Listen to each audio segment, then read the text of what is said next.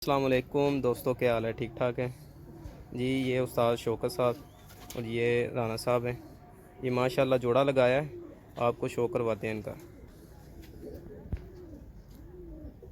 जी माशाल्लाह ये मादा है, आप शो करें, इंशाल्लाह आपको मज़ा आएगा।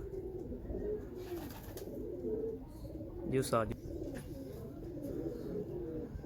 माशाल्लाह माशाल्लाह उस्ताद। और ये नर है, देखिए माशाल्लाह कैसा है ये।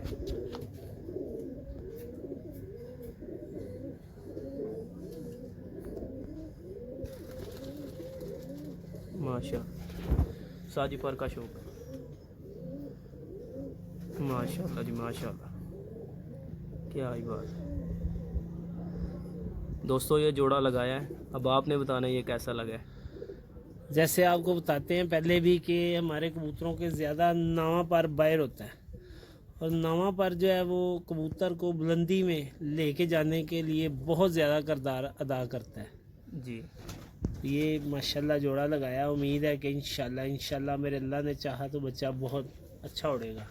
जी उस्ताद जी, दोनों का शो करवा दें। जी माशाल्लाह ये पैर लगा है।